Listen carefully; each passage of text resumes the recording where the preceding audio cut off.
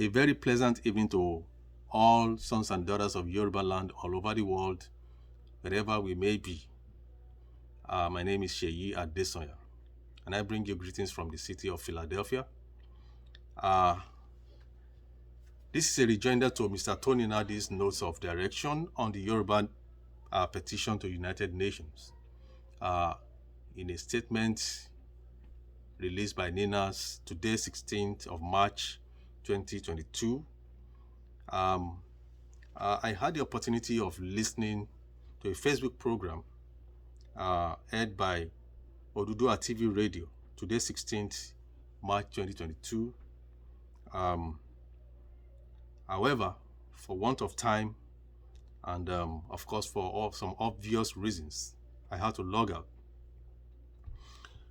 Let me say that I wasn't too disappointed at the disposition of Mr. Nnadi. It was as usual expected of him to be arrogant, disrespectful, and intolerant of other views and opinions, putting on Solomon's garment of Mr. Noah. Let me clearly state that whereas there is freedom of association and expression of views and opinions, which I believe Mr. Nnadi should know, but denies in his characteristic tyrannical attitude. We the Yorubas, however, under the able leadership of our indefatigable leader, Professor Banji Akintoye, having perused and critically analyzed the end point of NINA's process, which is a new constitutional order, and in our own wisdom, have chosen to tread other paths towards our self-determination.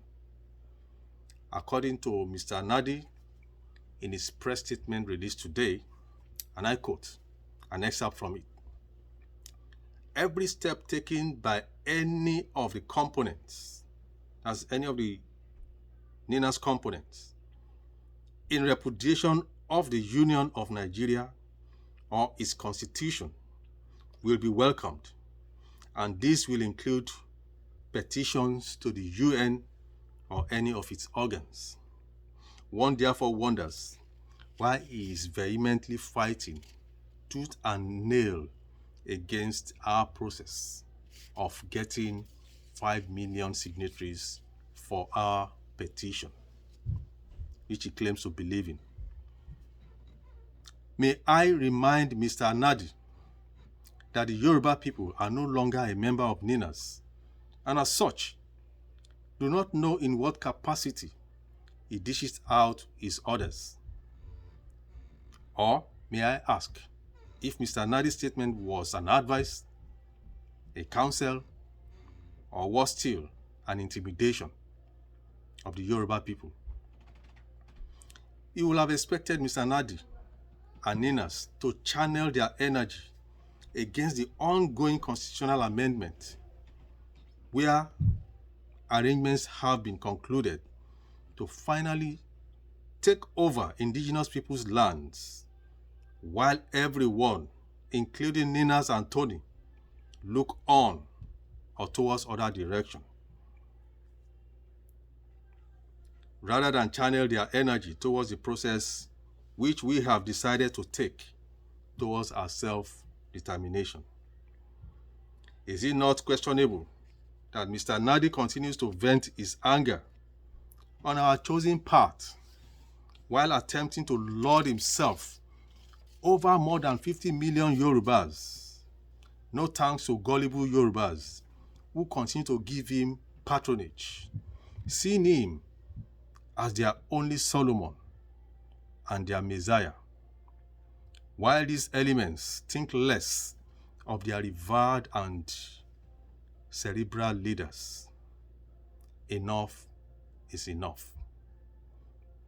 Have we also paused to wonder why it is only Western Yoruba online media that patronizes Tony Nnadi? This is a food for thought. As Yoruba people, we are more than capable to go this path and do not need to be teleguided by some disgruntled element. Let me conclude by saying that whosoever is not with us is definitely against us. I hope that we all will put on our thinking caps and do the needful. Thank you, and God bless.